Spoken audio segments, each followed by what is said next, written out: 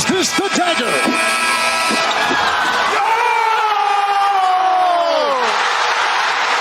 Illegal substitution, too many men on the field, Saskatchewan. Gizmo has a block and the sideline.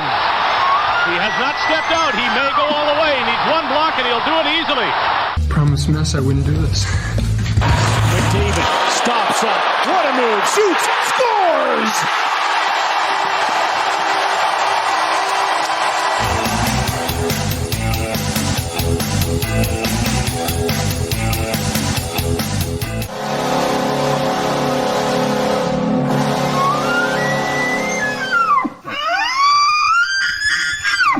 Hey, everybody. Welcome to Podcast 81. It's The Outsiders.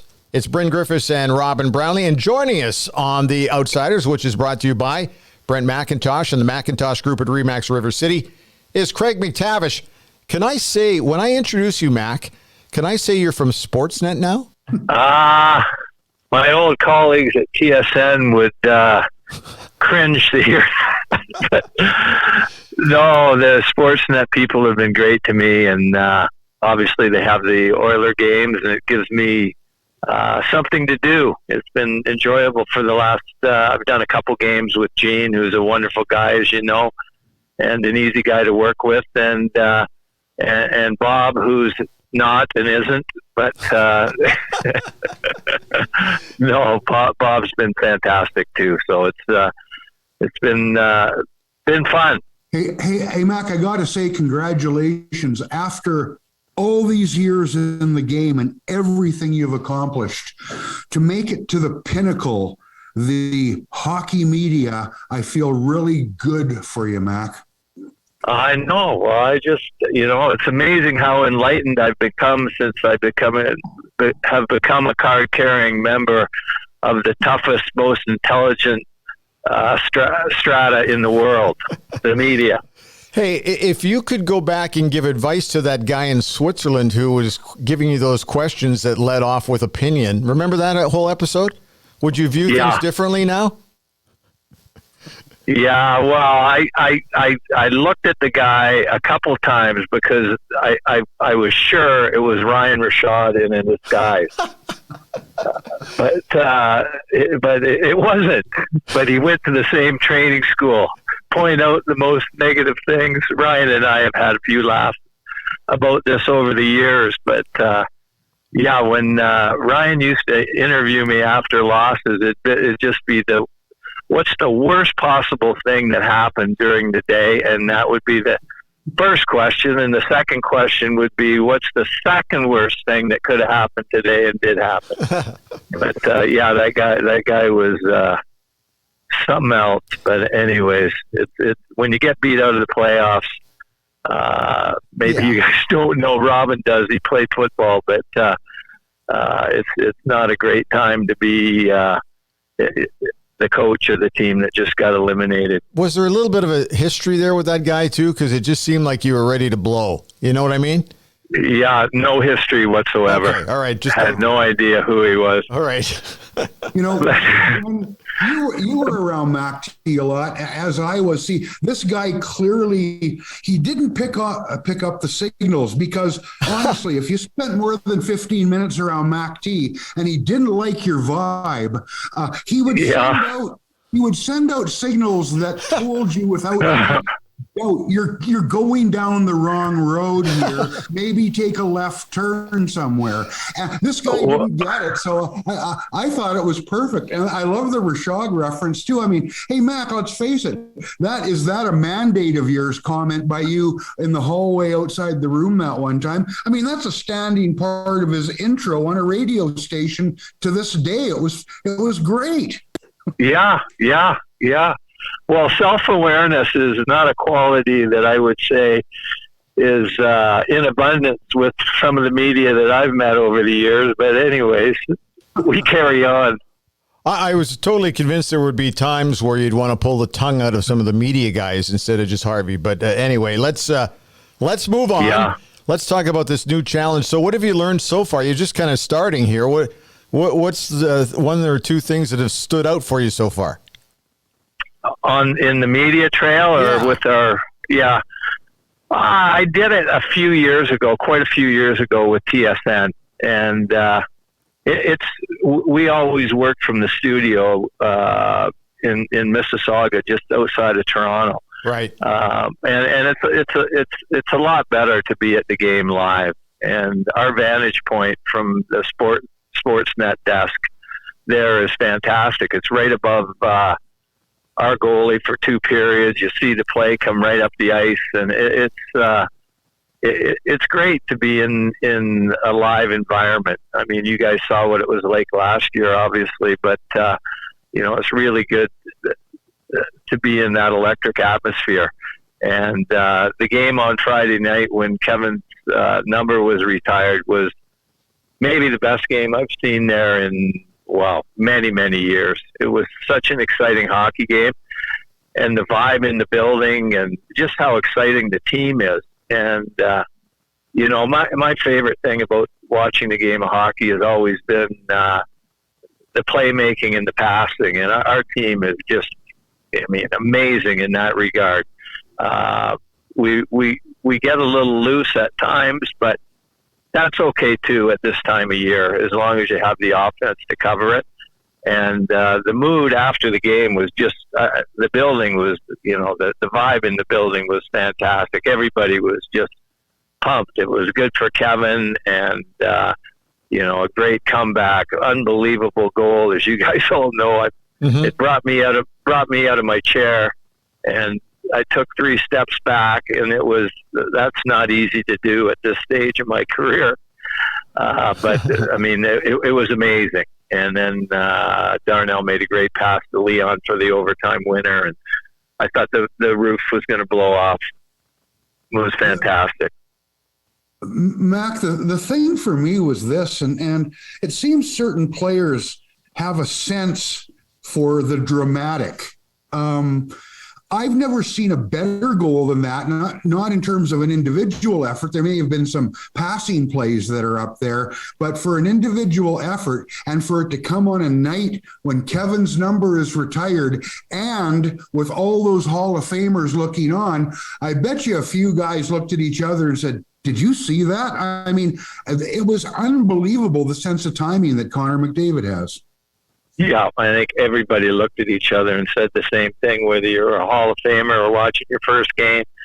It was amazing the way he knifed through those 4 attackers, and some of the pictures that came out that my kids have shown me on social media, where he's right in the middle of 4 defenders and just knifes through those guys. And then I'm sure the goalie was so shocked to see him get through those guys that he went to change, and Connor put it in the empty net.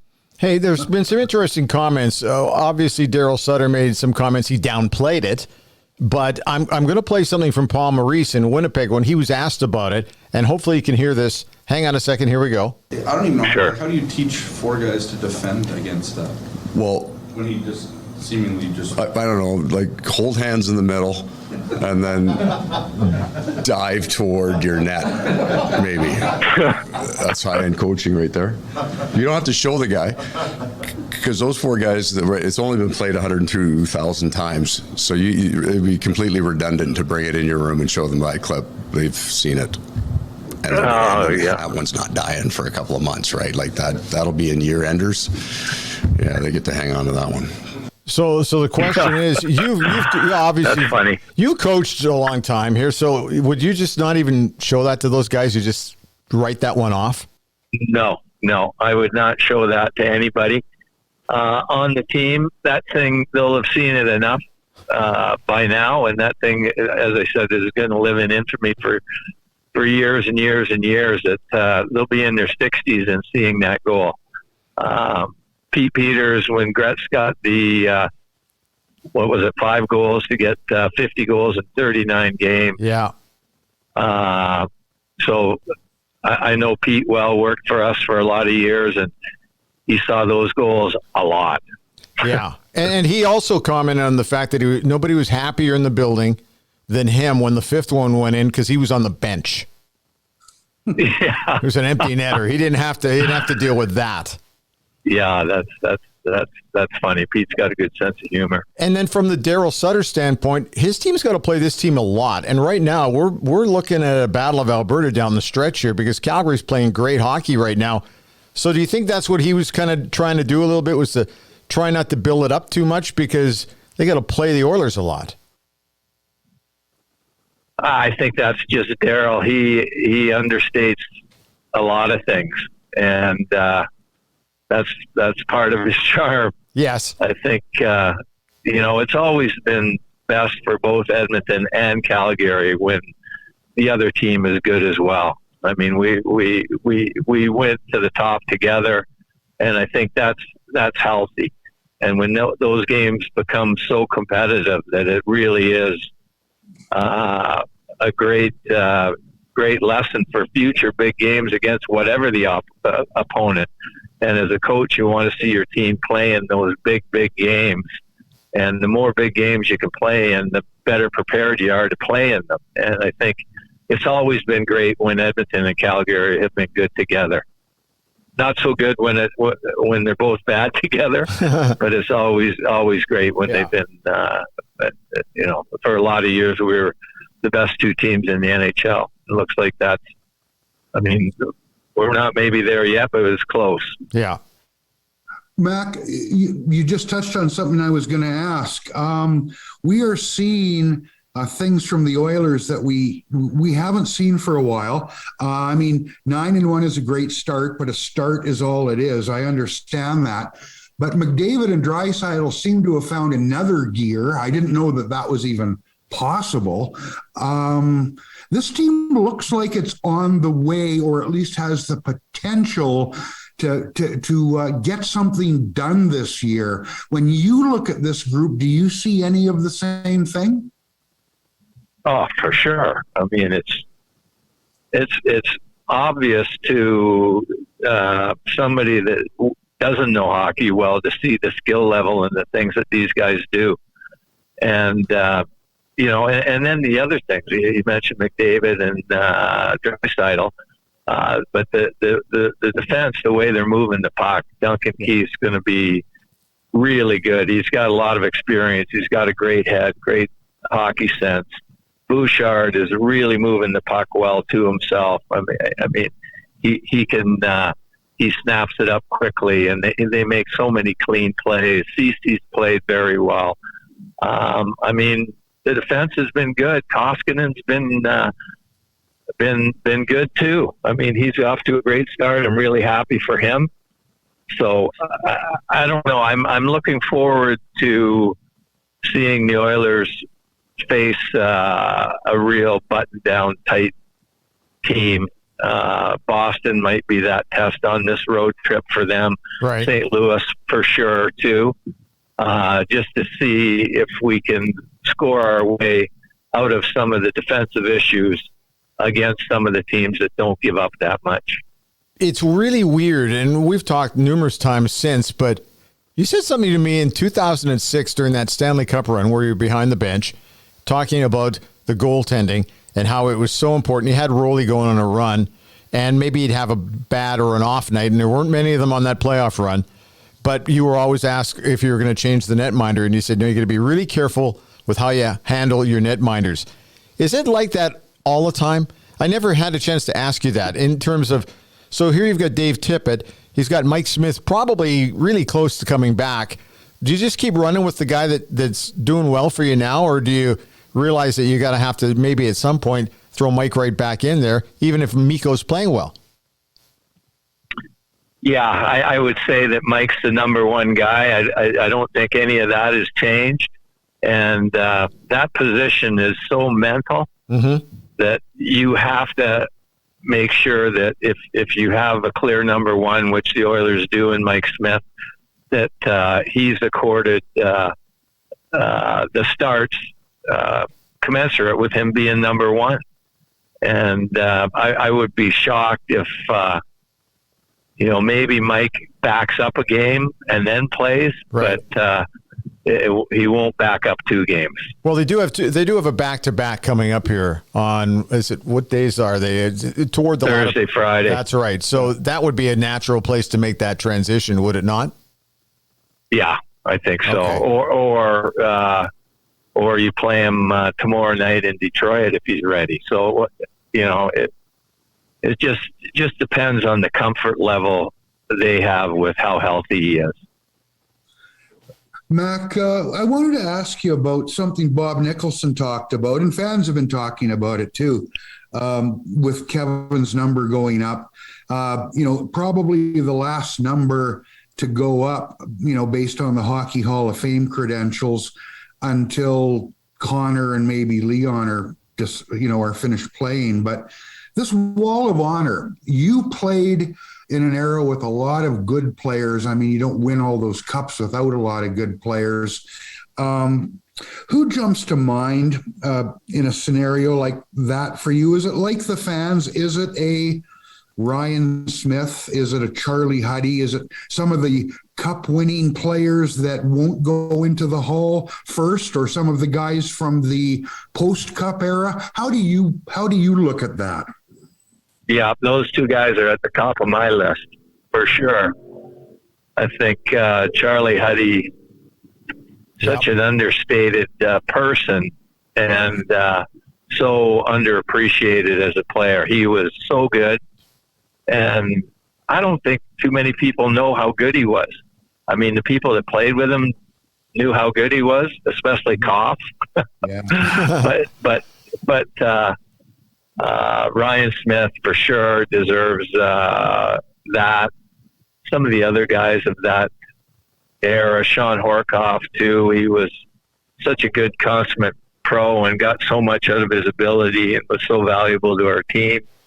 Alex Hemskey, he'd be a guy that would definitely be deserving of consideration. I mean, that guy scored big goals and played big minutes, and he didn't. But when the game was on, he was at his best. And, certainly got a lot of respect for him. But guys like that, Jason Smith for sure, the longest-serving captain in Oiler history, which surprises a lot of people. But he was an unbelievable warrior, and he would be on that list too as well.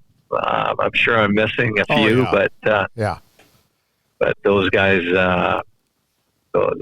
were very important. Hey, speaking of Jason Smith, there were three guys that I consider to be the all tough guys, and in terms of the way they handle injuries, and obviously Gator, Jason Smith would be one of them. Ethan Morrow was another absolute horse. And Mike Greer, just to think, there got to be a few other guys that you can think of that would play through absolutely everything. Fogey was another one. Kevin Lowe. Kevin Lowe, yeah. Kevin Lowe, for sure, yeah. I remember we shot up. Ethan Morrow had a terrible ankle, and I don't know. I can't remember what round of the playoffs it was in, but I don't think it was in the finals. But his ankle was awful, and he took some medication, injections, and went out and played. It wasn't the right decision after. He couldn't get through the game, but amazing strength and courage and ability to handle a bunch of pain, to play and do what he could for his teammates. And Greersy with the shoulder popping in and out and popping in and out and popping, and it never changed the way he played the game ever. No, Greersy was a tough guy too. He was. We had such great characters back in those days. I just assumed it was the norm, but we traded a few and got a few back, and I learned pretty quickly it wasn't the norm. I didn't know how lucky we were with some of the people that we had, and we had Stoley too, was a great character, and we had so many good guys. Hey, you're sitting at the airport. We don't want to keep you too long, but so what are you doing at the airport? Where are you off to today? I'm off to Toronto to spend a week doing a bit of TV with Sportsnet, and then Kevin's induction is on Monday, a week from today. So I'll stay for that and then come home Tuesday. So it should be good. Mac, I was watching over the tube, and maybe it's because he's had to wait so damn long for this. Kevin was a lot more composed than I thought he might be. I mean, this is a very passionate man, as you know. And unless there was something away from the public eye that we didn't see, I thought he was very composed. I mean, with these guys, you do the over-under. I remember running into Grant Fuhr in the dressing room downstairs before he went out, and I thought, as soon as I looked at him, I thought, oh, this. By the time he takes his mask off, he's going to be balling. And sure enough, he was. Kevin was very stoic. I mean, he's that kind of guy, but he's also passionate. Were you surprised that he held it together so well? No. I thought he looked at these 2 weeks on the calendar and he thought, man, I just got to get through this. Yeah. And this is all going to be good in hindsight, but he's not a guy that really likes all the attention on him. He loves the get-togethers with the teams and all that, but this would have made him uncomfortable. He had a great line at the gala. Trying to remember if they asked him how it was. He said it was brutal, but beautiful. Yeah, yeah. And I thought that probably summed up the way he felt about it. He's happy it's over. There's a lot of people in town and a lot of things for him to do, and he probably didn't feel that comfortable for the week. You know what still amazes me, and that is when I hear people say they didn't know that you were such a great public speaker. For me, and a very good friend of ours, Brian Ross, who passed away from cancer, I still remember being in his service. You absolutely knocked it out of the ballpark when basically describing the life of Roscoe, because I laughed so hard. And for me, that was a bit of an eye-opener, but your public speaking, again, was fantastic in talking about Kevin the other night. I need to congratulate you on that. Oh, thank you. And the other thing is, are you surprised that you have this ability? Because most people, it's the number one fear on the planet is speaking in public, let alone speaking in front of 18,000, 19,000 people. Hey, the only time I'm really bad speaking in public is when I'm not afraid of it. Yeah, just take it to the next Glenn level. Sather said, proper planning prevents piss poor performance. Well, exactly. I'll say it. It's your show. You can say it. Yeah, it's your show. Piss poor performance. Yeah, exactly. And hey, credit where credit's due. That seventh best guy on the team was a pretty damn good line this weekend. Yeah. That was a good opener. Hey, I ran that by Mark just because I didn't, it was a little dicey. How did Mess hold up through all of this? Yeah. Because you got very emotional, obviously, at the gala, but he just seemed to let it wash over him a little bit. And we all know how he is, but he just seemed to be taking it in and enjoying every second of it. Wow, everybody, I love seeing him. He adds so much when he comes to town. He's just got so much life and energy.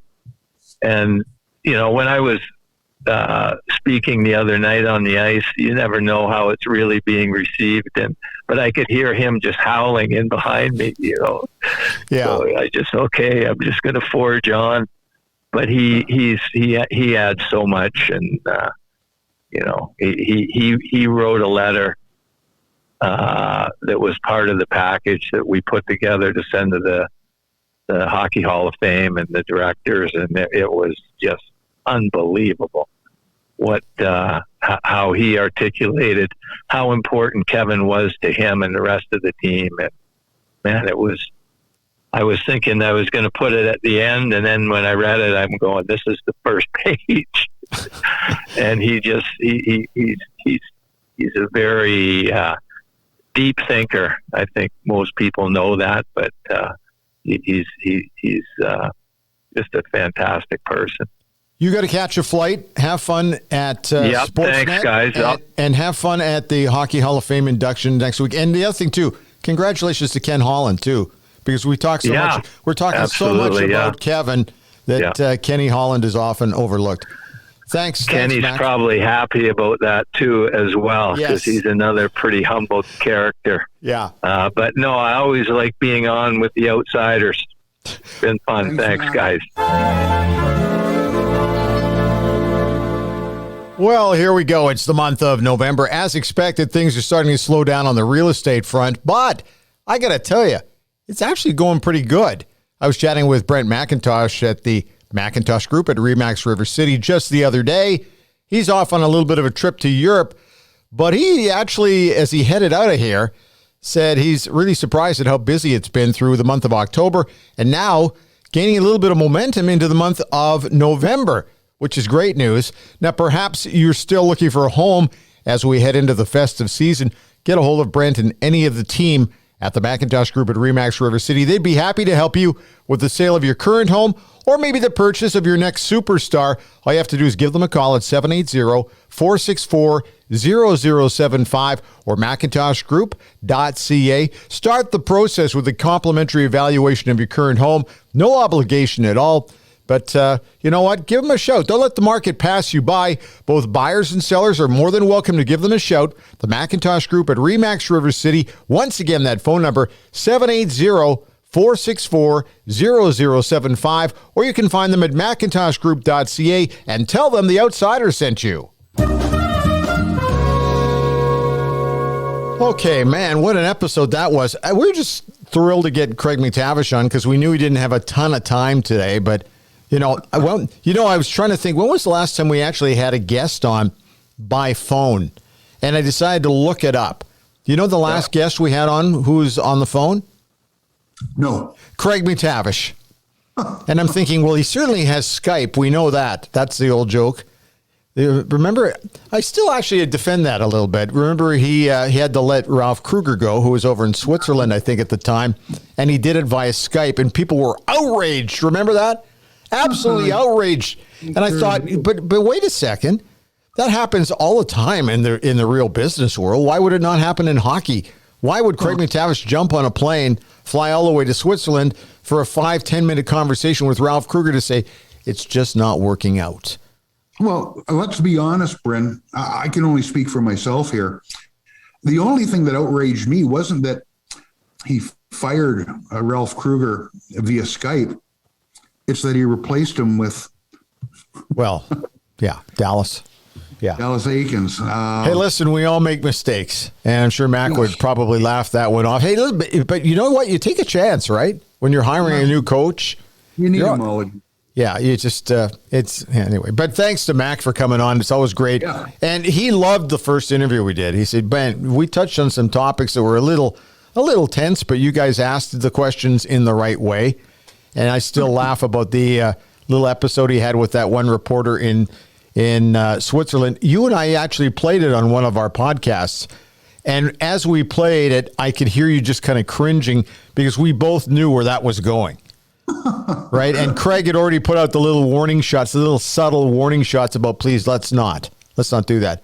He's also the guy who told me, don't critique the wins. Yeah. If you want to critique the losses, go for it. But if you win a game, rather than immediate, and unfortunately, this is where social media has gone, is that people have to be critical of everything, even after, let's say, okay, Calgary Flames absolutely blew out the New York Rangers on Saturday night.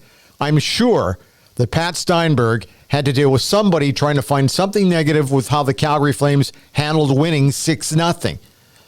Why? What's the point? They played really well. They took on a team that I thought had the heart just absolutely ripped out of their rib cage by the Edmonton Oilers the night before. But they took complete advantage of the New York Rangers, and they deserved to win that game. Why?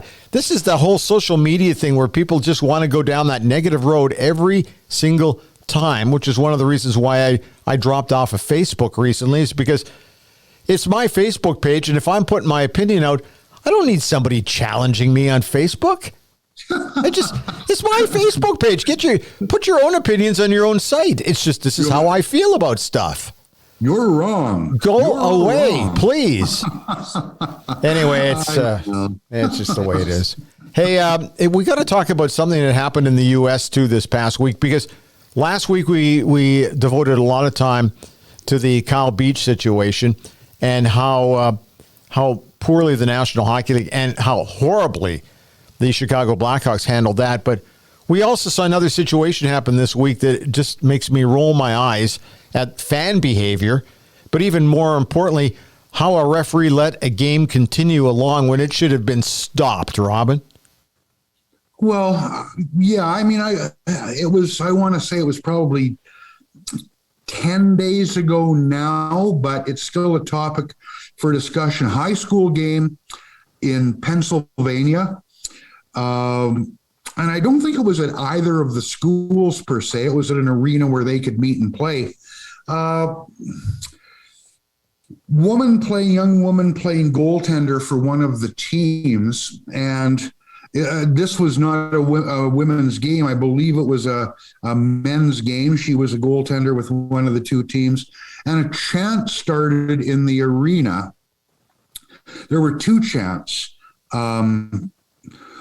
One chant was, "She's a whore," which was repeated over and over again while this young woman was trying to play goal. Yeah. And the other one, hey, it's a podcast, was "Suck my dick," and a whole crowd chanting that to a player who's down on the ice below them. And this went on for some time. Now, I don't get it for a lot of reasons. I don't get how anybody would think that was okay, that it was cute, that it was funny, that it was edgy. It's not edgy. You got to be an imbecile to think that's edgy. But to put that young woman in that position and basically making it sound like a whole arena is coming at her. Yeah. And who stepped in? Was there not a school official, not a coach? And look, and all the blame, or almost all the blame, goes to the people making this stupid chant. But at some point, I would have hoped, because I don't want to lay blame to the secondary people, you'd hope a coach or a parent would say, "That's it. The period's over. Go to the dressing room and either clear out the arena, or if people are milling about and you can't handle it that way, the game is over. We're not going to listen to this." That didn't happen, apparently. I don't know what steps were taken after. I'm told some of the people were barred from going to games. I don't know how that holds up, but yeah, right. We got a lot of work to do if that kind of thing is still happening. This is high school. What about the referees? The referee ultimately is the one who's going to go, okay, this game's over. There's just no room for this kind of garbage. This game is over. I'm sure a coach doesn't want to. If a coach is going to yell over at the other coach, listen, we got to, this is not right. Coaches, I don't think, are going to want to get involved in that. Once again, we're back to that. But the referees could have easily basically turned to both these teams and went, this behavior from this crowd base is totally unacceptable. If this carries on, and we'll even make an announcement, if you don't just shut it, we're stopping this. I don't know if it would have stopped it. Probably not, because if you're going to be chanting it, you probably don't have you don't have the brain cells to begin with anyway. But at least they would have given the fan base a chance to just shut it. But I think the referees are the ones who ultimately had to shut it down. But then again, they might have been scared for their lives. Well, here's the other thing, Bryn. I don't know if that was the case. I mean, watching the footage, the video doesn't show it clearly. My guess, though, would be there's probably a better chance that the coaches of these hockey teams were adults as compared to the referee. You could have had somebody who was a student, a couple of students who also officiate, like you get in minor hockey. Yes. You get parents yelling at a 12-year-old referee. Yeah. This might have been a couple of 16-year-olds or one. I don't know how many officials they had. But you know what shuts it down right now in terms of this won't stand is both coaches who are in competition with each other trying to win a hockey game, looking at each other and saying, don't care what the score is, we're unified. No, this is it. We're not playing under these circumstances. Yeah, I agree with that. That would have been a good start. It's funny you should mention about young referees as well, because I remember going to a minor hockey game once because I had a nephew playing. And I heard, and it was Edmonton Minor Hockey Week. They've got them all across the country. And I remember some parents going after this young kid who's 12. No. And one of the comments I heard, and this is what made me actually turn around and say something, was, you don't know how you're calling this game because these kids are trying to develop and you're harming the way they develop. And I'm thinking, okay, hang on a second here. This young official who's 12 or 13 is also trying to develop. One of the reasons why I never went after referees at the Western Hockey League level, even though that's a much bigger level, was because these kids are trying to get to the NHL, right, in the Western Hockey League. So are these officials. Nobody's perfect. No. Maybe that's the whole message here, but I'm glad we talked about it because the whole thing just made me sick, and it just makes me far less comfortable thinking that the whole situation with Kyle Beach is going to be resolved, and we won't have to ever be talking about this ever again. I just see too many signs that this will probably be swept under the rug, and I hate to think that way, but that's, how can you not think that way? It's only been going on for decades, right? So, well, I brought this up before, Bryn. I'll just say it one more time. I thought we were there. At least I hoped we were there. Yeah. With first the revelations about Sheldon Kennedy, and second on the tagging onto that with Theron Fleury. Right. I talked to enough people who'd been broken by this, and I was just trying to do my job as a reporter, that it affected me for quite a while. I know some people have talked about how, for instance, the Humboldt thing affected them. We our friend Ryan Rashog did some unbelievable reporting there, and everybody who covered that story, I mean, that's where lives were lost. But you come out of a story like this and you think, if we don't get it now, we're never going to get it. I know. And looking the other way, this is the epitome of it. Now, this didn't happen at the National Hockey League level, but it's the same thing. It's hear no evil, speak no evil, see no evil, unless it's right in your face and you've got no other choice. I didn't much like the reactions of the National Hockey League in terms of the tone of the messaging from Gary Bettman on down. It was too casual. That press conference with he and Bill Daly was way too casual. Yeah, I needed it to be a lot harder asked than that one. I understand the level of detachment. But Dean on the beat, you've worked in the league. I've heard Gary Bettman speak, sat and listened to him for a long time. He is not a gather the audience in, win them over type of speaker. He's sort of a bit of a cold fish when he speaks anyway. Lawyer. He's a lawyer. Yeah, there you go. Yeah, that's kind of redundant, isn't it? I don't care what the tone is right now. The action is going to speak louder than whatever the tone is. And I know that's a cliche, but it's true. We need this to stop, and we need to stop saying, well, this puts things in a new perspective. It shouldn't. It's been going on a lot longer than this. And it was going on a lot longer than before Sheldon Kennedy and Theron Fleury came along. It just wasn't a national story. Root it out, figure it out, and make hockey can be a little club with a team, the network and the dressing room, and a group of players who are considered a family. But you can't have family secrets like the kind we've just seen in this latest episode. It's not, you're not betraying anybody by going outside the team or the locker room and bringing this to light. In fact, you're betraying somebody for sure by not saying anything. God, let's just get past it. I'm leaving the last word with you. That's well said. Hey, make sure you check us out on Twitter. The handle's really simple. It's @Outsiders2020. Please follow along and please contribute. I see a lot of guys like our stuff, but we'd love to get the feedback from you as well on any of the stuff that we post on our Twitter account. Also, tell your friends to subscribe or like or follow our RSS feed on any of your favorite ear candy sites like Apple, Google, Spotify, Pocket Casts, Deezer, etc. You know where we're at. We're also on YouTube, too. I record at the Road 55 studio in downtown Edmonton. I'm only about a block and a half from Rogers Place. Robin's a little bit further away in his luxurious studio in the southwest portion of the city of Edmonton. Once again, your support is greatly appreciated. But the biggest thing, more than important, this is the most important thing for us, is with your support, make sure that you tell your buddies to retweet any of the stuff that they see, or make sure that you pass along our RSS feed. That way we can keep growing our audience, and that retweeting to your buds is really an essential thing for us. Robin, thanks for your time today, and thanks to Craig MacTavish for joining us, and we'll talk to you next week, right? You sure will, pal.